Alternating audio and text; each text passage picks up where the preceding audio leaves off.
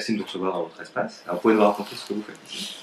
Alors ici, chez Exens, on construit une cabine qui permet de modéliser le corps en 3 dimensions. Alors vous allez rentrer dans la cabine et puis on va créer votre avatar virtuel pour vous permettre de faire de l'essayage virtuel d'un vêtement, voir un morphing de l'évolution de votre corps au fur et à mesure du temps, permettre de simuler votre corps plus mince ou plus musclé, rentrer dans les jeux vidéo, les animations à but ludique ou publicitaire, il y a un nombre d'applications qui est assez extraordinaire. Bon, et ça fonctionne bien? Vous avez les premiers clients? Comment ça se passe? Alors, au niveau de la commercialisation, Ouais. ça va commencer début janvier. On est en train de finaliser nos interfaces utilisateurs pour la chirurgie et le fitness, avec une interface fitness qui va permettre aux individus de se modéliser plus mince ou plus musclé, avoir un morphing d'évolution de leur corps au fur et à mesure du temps et avoir un indicateur qui va leur permettre de déterminer au bout de combien de temps ils vont pouvoir atteindre l'objectif qu'ils se sont modélisés eux-mêmes. Alors, vous êtes bien ici au tremplin? Ça se passe bien? L'environnement est extraordinaire. On est une vingtaine, une trentaine de startups qui ont intégré le tremplin l'année dernière. On a rejoint une vingtaine de startups qui étaient déjà là depuis un an. Là, il y a une dizaine de startups qui nous ont rejoint également. C'est un environnement qui est dynamique.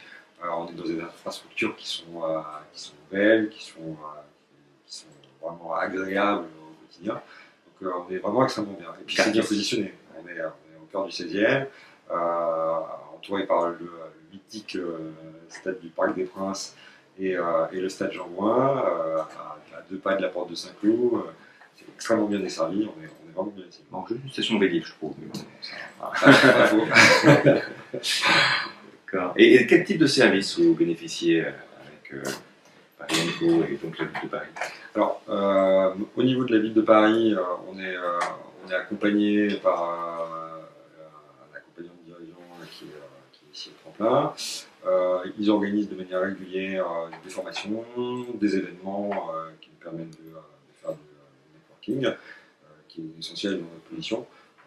Et ils nous apportent également les contacts des sponsors. On a pu rencontrer grâce à eux Liber Adamco, Adidas,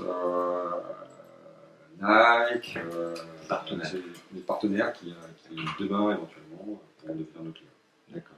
Et les investisseurs également? Les investisseurs également font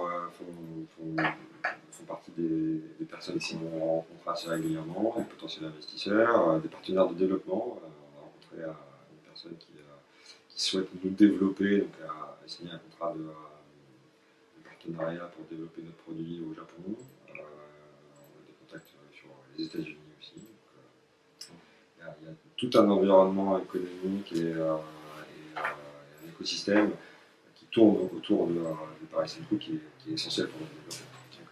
Donc globalement une bonne ambiance au tremplin, malgré la mixité femmes-hommes qui n'est pas un mot fixe.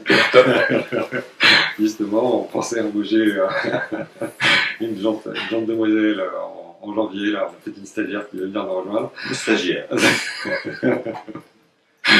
Mais non, effectivement, mis à part ça, une très bonne ambiance.